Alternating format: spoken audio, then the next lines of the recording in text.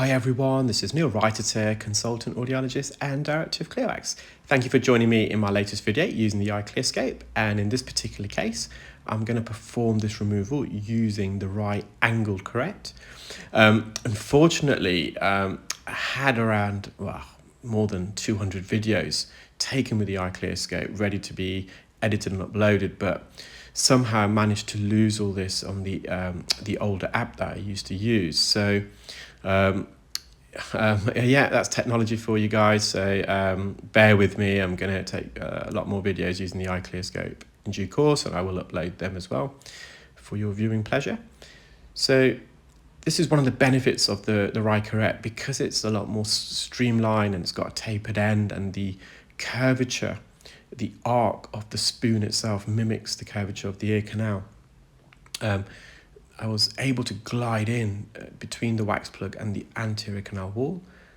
Now I'm just embedding the tip of it to see if I can drag it forward, but it wasn't playing games, so I just went in a bit deeper with the Curette. You've got to be careful, because if you embed any instrument too deep, you're going to graze, in this case, the floor of the ear canal. So this is where it's important that when you're performing earwax removal that you have an understanding of the anatomy and curvature of the ear canal. So I've managed to remove the bulk of this dead skin.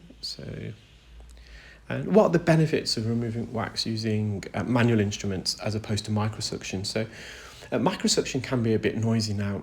There's no evidence, there's been a lot of research being undertaken that microsuction can cause long-term problems with hearing, but some people do experience short-term reduced hearing. We call it a temporary threshold shift.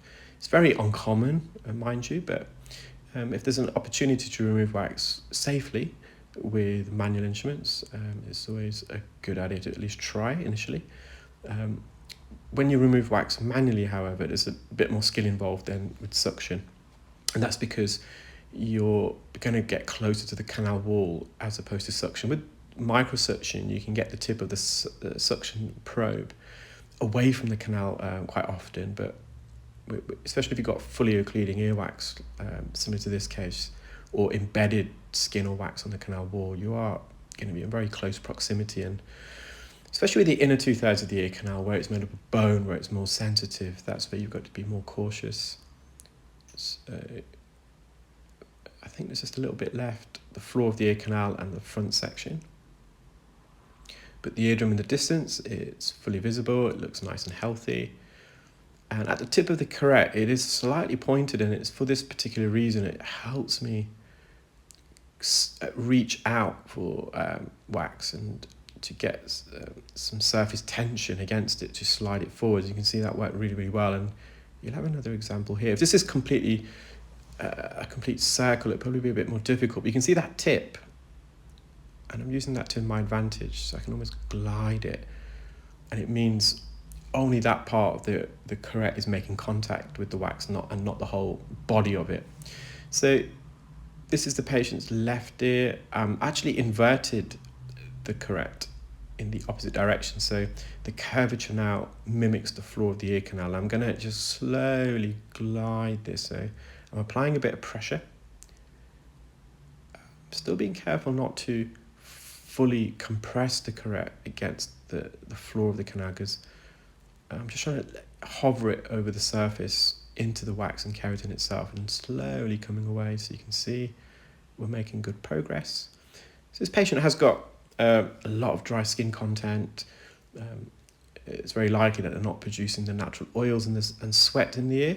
So I've just recommended that they use some medical grade olive oil every fortnight, just to help moisturize the canal wall, moisturize the skin, prevent it from drying and cracking. And I did check with the patient just to make sure there's no discomfort, because I was applying quite a lot of pressure and they said they couldn't feel a thing, which is great to hear. So I just had a quick view of the patient's eardrum, and that's nice and healthy. I'm now going to the front bit.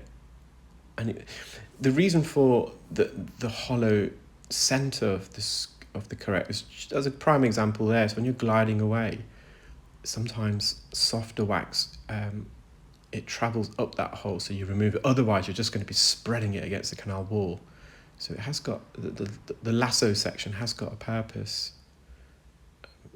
Just re-angle the Curette.